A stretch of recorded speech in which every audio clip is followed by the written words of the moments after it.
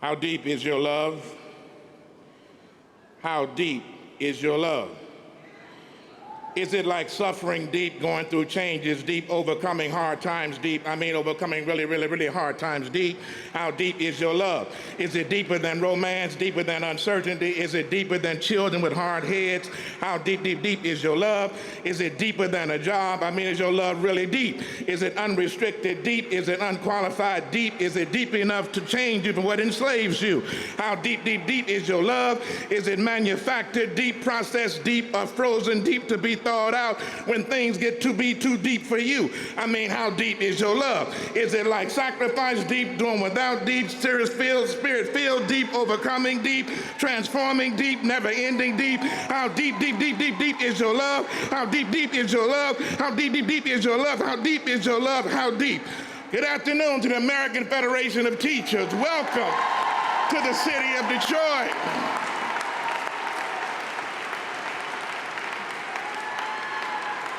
Welcome to the city of Detroit.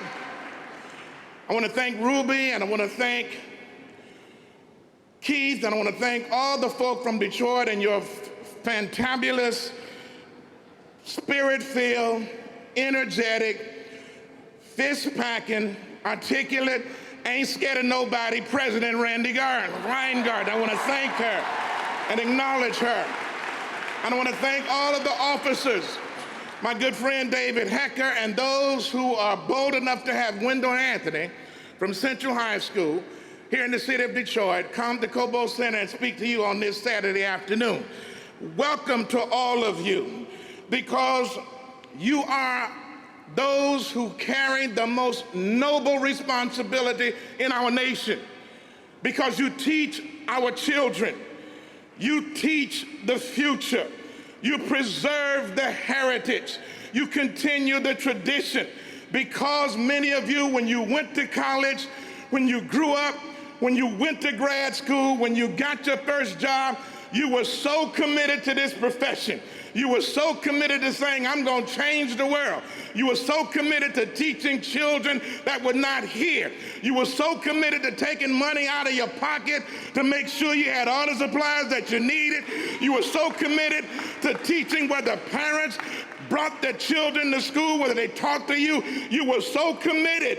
But now there have been things that have encroached in your life, encroached in your classroom, encroached in your profession, that makes you even challenge whether or not you should have done this in the first place. But I just came by to tell y'all, you've come too far to turn back now. You can't turn back. You can't turn back. You can't turn back. Now, y'all better give me a minute. I don't know if y'all gonna stand all this time, but you're gonna give me a minute. You asked me to come in to talk to you, and I'm gonna take a minute, because some things need to be said that we need to understand, that we need to agree upon, because all of us are catching the same hell. Don't care where you from, where you at, where you going. If you are a teacher in America, you catching some kind of hell. Can I get a witness here? And so, let me be very clear. I mentioned love. You have to love what you do in order to do what you do. If you don't love what you do, you can't do this job. At some point, love has got to kick in, because the money ain't coming in. It's got to be love. It's got to be love. And let me just say this. I love nature stories. I love watching films like Animal Kingdom and Wild Kingdom. I remember years ago I saw this segment on Wild Kingdom. There was a herd of buffalo. They were traveling along the plains in Southeast Africa. And two of the buffalo got away from the herd. They started chilling and sunning and going off in their own direction. One was a mother, the other was a little baby buffalo. They were just chilling. They saw a little water hole over to the side. But they did not see a pride of lions laying and chilling in the sun next to the water hole. So as they left the herd, and went over to the water hole. They began to drink from the water. Well, the lions saw this ready-made meal, and so they jumped up and ran and jumped on the mother and the baby. They grabbed both of them by the throat. They wrestled with each other, and they wrestled down into the water. Well, the mother was able to make it away from the lions, but they had the baby, her child, by the throat, and they were wrestling the child down into the water. Well, the mother could not wrench her child or bring her child from the teeth of the lion. So she left, and we thought, well, maybe it's just all over for the little baby buffalo. So the mother went, and she came back with the herd. The whole herd came back. The buffalo came back, as it was an amazing thing. We'd never seen nothing like that before. She came back with the herd. This time, there was a big buck at the top of the herd. He put his head down, and he head-butted one of the lions into the water. When the other lions saw what they were doing, the other lions let the baby go, and the baby and the mother went out of the water and went on with the herd. This afternoon, I'm speaking to the herd. You need to go back and get the herd. You need to organize. You need to go back and get our children from the throats of the lion. You need to go back and rescue collective bargaining from the throat of the lion. See, it ain't nothing you can do by yourself. But when you organize, when you unionize, when you come together and deal with what your president said, solution-driven unionism, because the solution was not just one individual, the solution was the whole herd. When the herd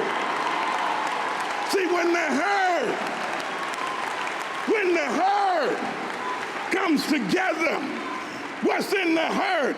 AFT in the herd, UAW in the herd, ASME in the herd, SEIU in the herd. Everybody that's in labor and in the community is in the herd.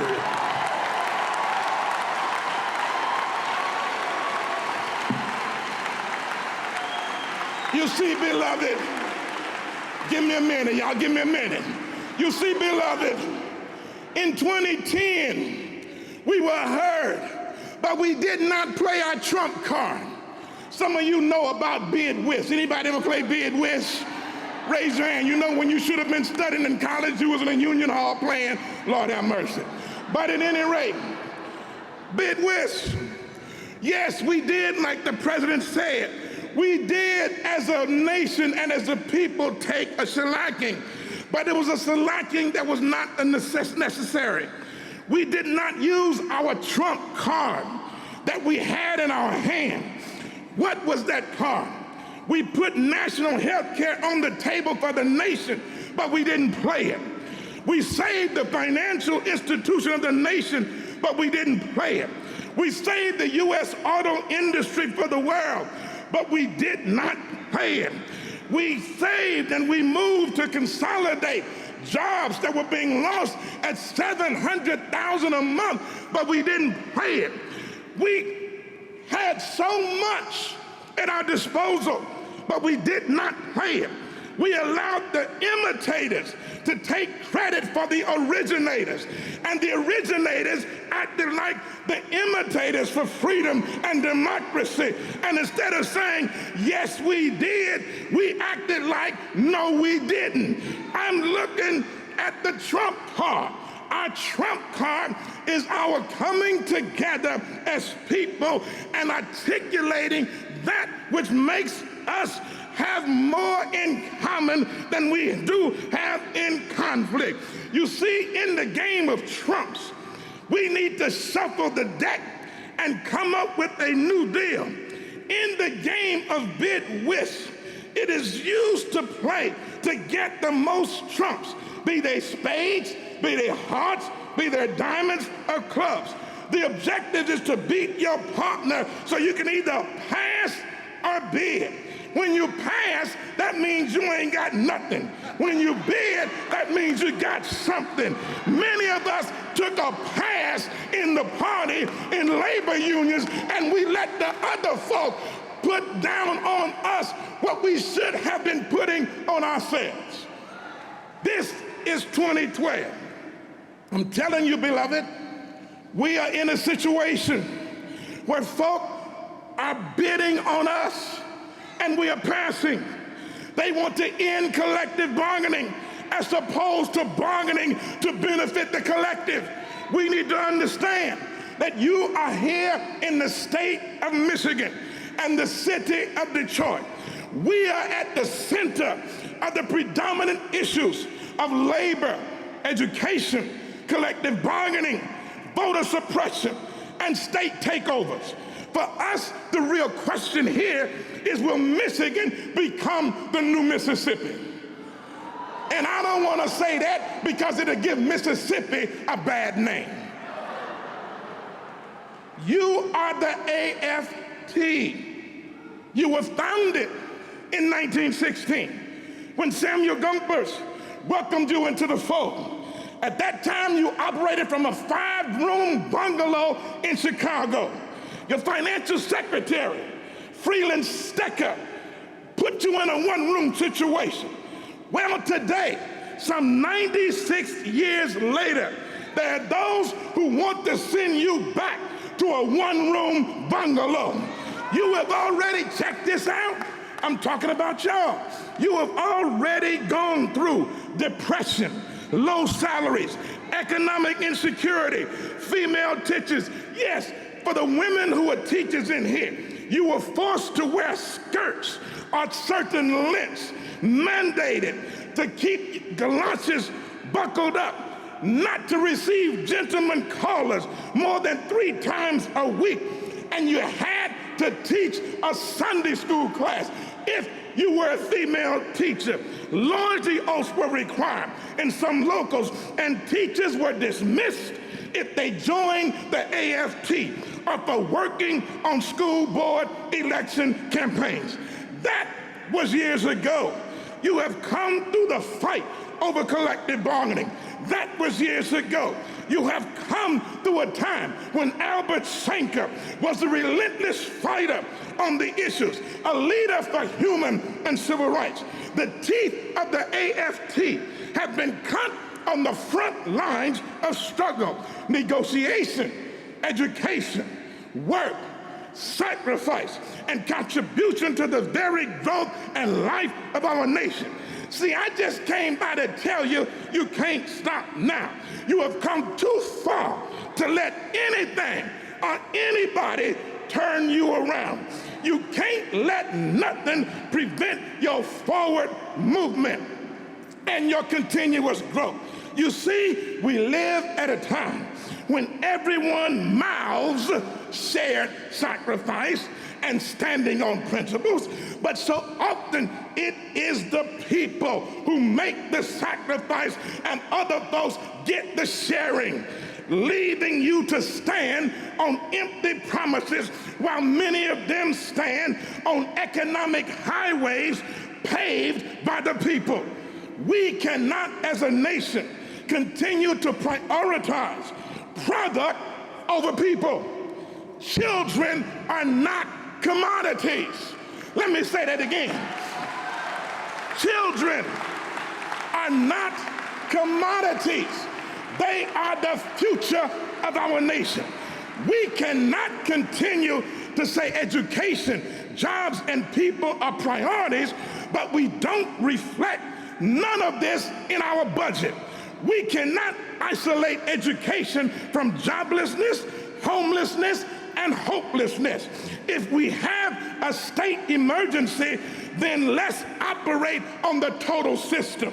Sending in one individual to deal with the situation that a whole bunch of rascals created in the first place is not the answer.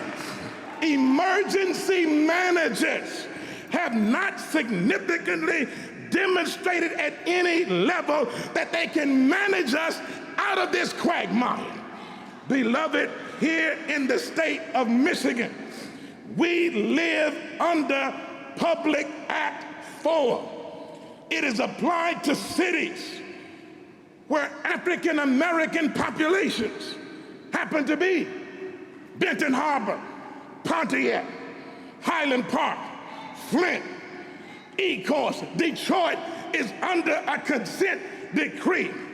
But cities like Allen Park, Dearborn, Radford, West Bloomfield Hills have had a debt situation, financial distress for years, and nobody has said they should be under an emergency manager or a financial decree. See, I gave my consent when I voted for the folk that I put in office. That's my consent. I gave my consent when I pledged allegiance to the flag of the United States of America. I gave my consent when I paid all of my taxes, and I have enabled other folk to benefit from that which I put into the system. We have fought the battle of taxation without any representation, which is why we have a nation today. See, I do believe that some schools must be closed. I do believe that there are some things that need to be changed. I do believe that some of us can do better at every level. But I also believe that it must be holistically applied. You cannot deal with one and not deal with the other. I agree with Pedro Noguera, sociologist, who says, listen, public schools are the indispensable institutions in economically depressed inner city communities. Public schools play a vital role even when other neighborhood services, including banks, retail stores, libraries, and other public services do not exist or shut down or abandoned. Public schools remain.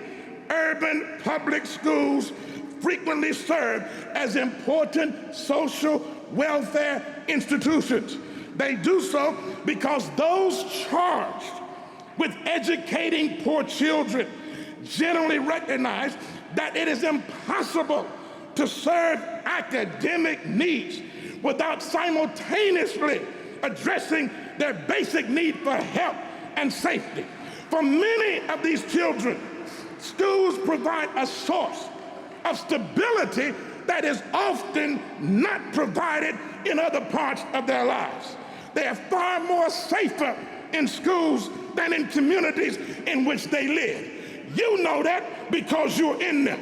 Massachusetts Secretary of Education, Paul Revere, and I'm not saying nothing you don't know, suggested that some want to make the absurd argument that the reason low-income youngsters do poorly is that mysteriously all the incompetency in our educational systems has coincidentally aggregated around low-income students. In this view, all we need to do is scrub the system of incompetency and all will be well. Others want to banish any discussion of socioeconomic status and educational performance for fear that it suggests SES is destiny. All of these arguments typically get lumped together with the dismissive comment that considering the out-of-school factors is making excuses for students and schools.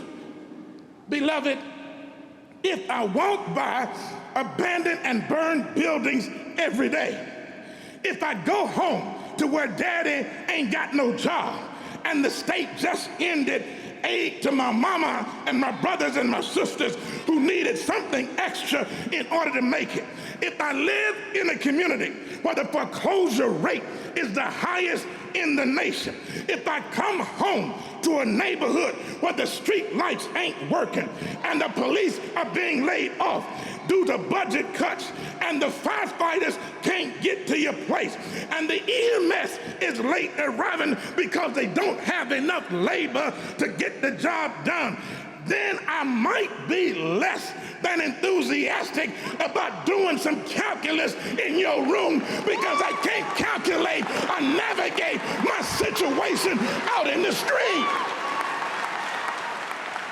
That's why David, that's why Randy, that's why Ruby and Keith, that the approach has got to be holistic. And the answer becomes, while all this is going on, I get blamed for being a victim of the situation that I did not create, negotiate, mandate, facilitate, initiate, substantiate, or dictate. What the hell are you talking about? I didn't create none of that. I don't understand. I don't understand. I don't understand. Somebody help me. Somebody help me to understand. And don't y'all get bent out of shape because the preacher said hell. Hell is in the Bible. Make sure you see it in the Bible and not see it in the flesh. But for those of you who are a little unnerved, only the prophet has the right to really cuss. Not that that was cussing. Unfortunately today, cussing has been put in the hands of the rappers and the entertainers, when only the prophet has the authority to dictate what should appropriately be damned. You can take that home with you. Beloved, I'm told that the president has set the year 2020 to have the highest proportion of college graduates in the world. But this can't be achieved if you fire teachers, just close schools, prioritize prisons, and deprioritize schools. We can't do this by racing to the top. We got to put some foundation on the bottom. Can I get a witness to that? We can't continue. I'll be through in a minute. We can't continue to do the same thing in the same way. We can't continue to do the same thing in the same way and expect a different outcome. There was a little girl once who was in the kitchen with her mama while she was frying some chicken. Mama was frying some chicken and she cut the wings off the chicken and put the chicken in the skillet. The little girl was standing there and said, well, she observed her mother doing that. She said, Mama, why do you cut the wings off the chicken before you put it into the skillet and fry it? She said, oh, baby, I've been doing that so long. I saw my mother doing it. And so she said, okay, well, I'm gonna go ask grandmama why she did it. So the little girl left the kitchen and she went into the dining room. And she said, grandmama, I just saw mama cut the wings again off the chicken and put it in the skillet before she cooked it. And she said she saw you do it. Grandmama, why did you do that? I just want to know, why'd you cut the wings off the chicken before you put it into the skillet? He said, oh, baby girl, I've been doing that for a long time. Matter of fact, I saw my mama do that. And so she said, well, why don't you go and ask Big Mama why she did it? And so the little girl went into the bedroom, and her great-grandmama was in the bedroom. And she said, Big Mama, I just asked my mama why she cut the wings off of the chicken and put it in the skillet before she cooked it. She said she saw her mama do it. I just asked my grandmama why she cut the wings off the chicken and put it in the skillet. She said she saw you do it. Big Mama, can you please tell me, why do you cut the wings off the chicken and put it in the skillet before you fry them? She said, oh, darling, that's so easy. My skillet wasn't big enough. Beloved, we got to have a bigger skillet. If you want better education, make the skillet bigger. If you want to put something in the pot, make the skillet bigger. If you want to change the course of the future of our nation, make the skillet bigger. Make the budget bigger. Make the priorities bigger. Make the concerns bigger. Make the emphasis bigger. If you want to fix what's wrong, don't keep doing the same thing in the expect a different result. It will never happen. It will never happen.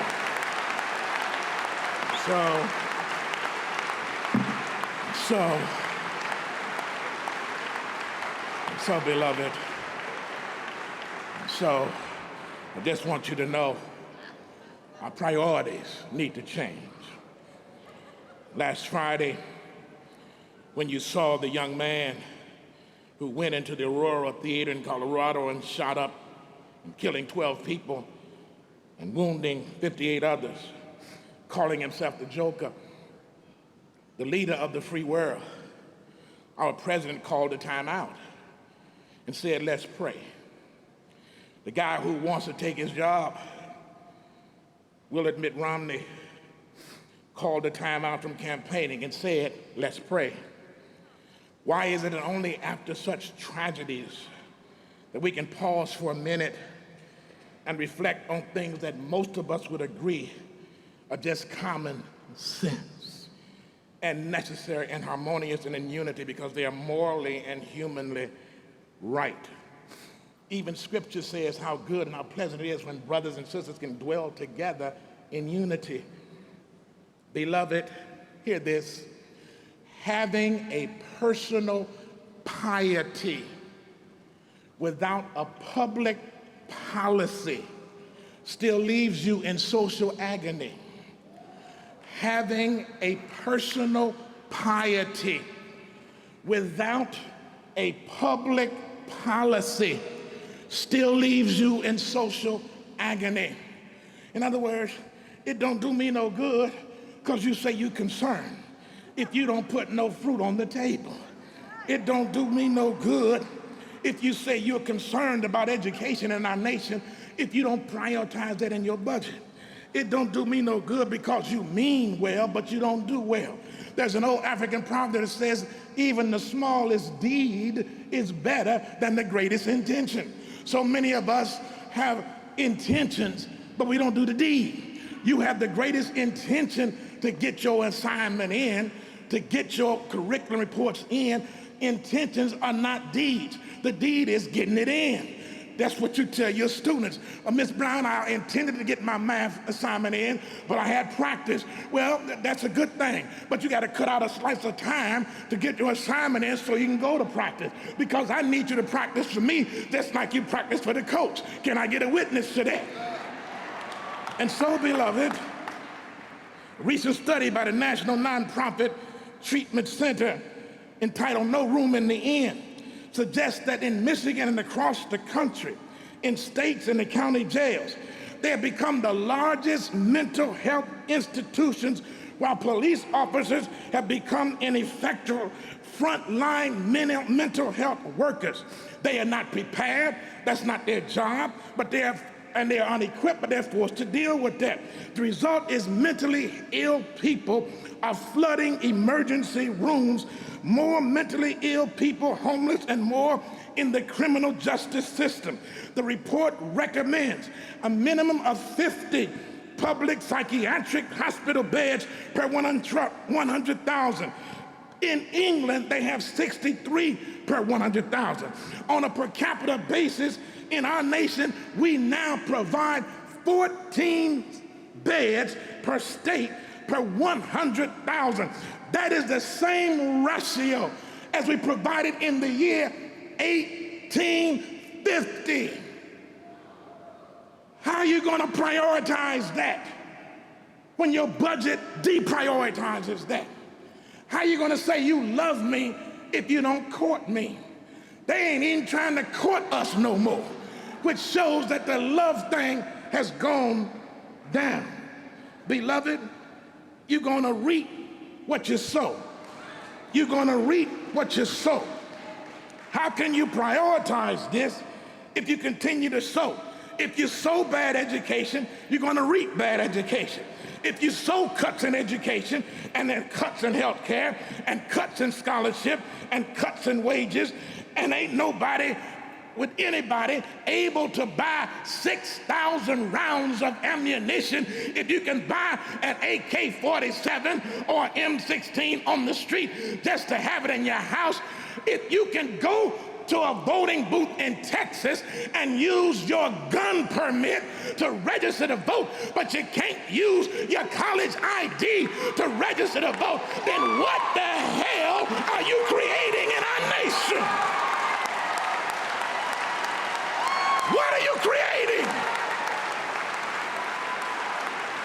And those of you who are sitting up in here, those of you who are sitting up here and say, well, he's against gun control. No, I'm against insanity running rampant in our nation. That's what I'm against. You reap what you sow. If the man is already telling you that if I'm elected to president, I'm going to get rid of national health care, which you've been waiting on, where your child can stay covered until he or she is 26, where you can't be thrown off, even if you have a pre-existing condition, where you as a woman can get access to child care and medication and help for your personal needs unlike ever before, where you can gain as a senior citizen access to cheaper prescription drugs and not have to go to Canada to get them. If one fella has already told you your state can just go to hell, I'm not going to save the auto industry. That one fella has already told you that my taxes ain't none of your business. Where I do my banking in foreign countries is not important. If he has already told teachers that I want to get rid of you, that I want to get rid of the Department of Education, if he's already said that I'm going to do this, then another fellow says, I want to build up education, that I want to create an opportunity for 300,000 new teachers. I do want to treat everybody fairly. I do want a national jobs program to rebuild the infrastructure of the nation. I do want a better relationship with all nations of the world. I'm not interested in starting a third world war. I'm trying to finish 2 wars that somebody else started. When that fella says, when the other fella says, I'm going to save the auto industry, when one fella says, I'm going to work with Randy Weingarten, when one fella says, I'm going to work with people across the nation, what the hell else do you want?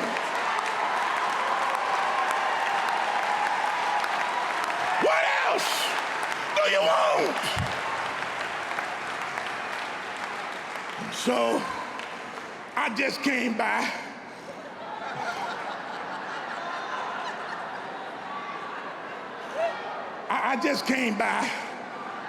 to tell Florida, to tell Georgia, to tell St. Louis, to tell Texas, to tell Ohio, to tell Michigan, to tell Wisconsin, to tell New Jersey, to tell New York, to tell Louisiana, to tell Mississippi, Alabama, Tennessee, Kentucky, wherever you're from, Virginia. I just came by to tell you that as you get ready to go out and to put not only your advocacy, but your agitation, your work to come up with some solution-driven unionism. When you get ready to go out on the streets, just remember the story of this little turtle. I told you I loved wildlife stories because the Lord just gives so many to me. I was looking at this way that the sea turtle is born. The mother turtle crawls up and out of the water.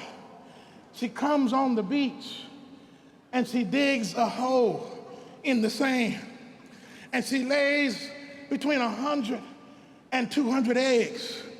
And then she covers it back up and she goes back off and swims away. Now the babies are laying there for 2 months incubating down in the sand. Some of them don't survive the sand experience. They have to take this little tooth and they have to chip a hole into the eggshell to break themselves free. And then some of them don't survive that process.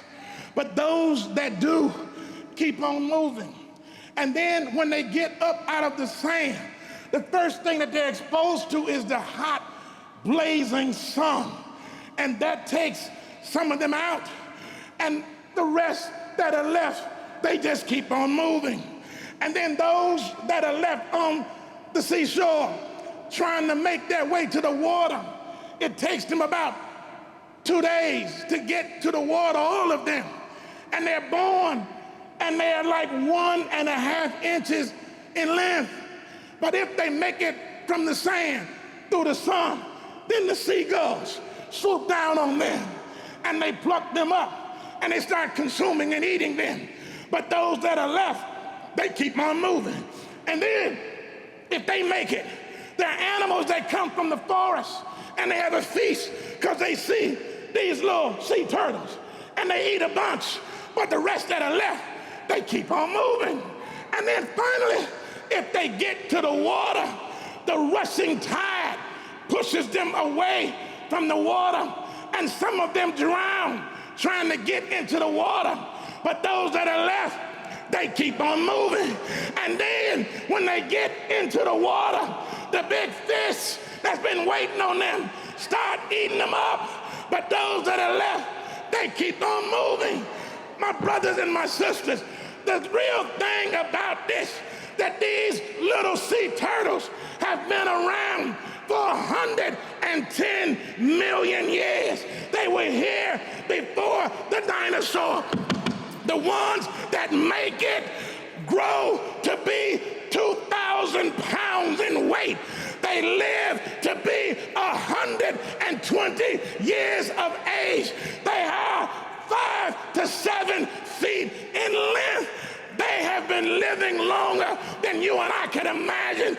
But the real kicker here is that most of them are born blind. They cannot see. Their sight develops as they grow. Now, if God can do that for a little turtle, when the budget comes down on you, you got to keep on moving. When they say we're going to stop collective bargaining, you got to keep on moving. When the stuff don't go right, you got to keep on moving.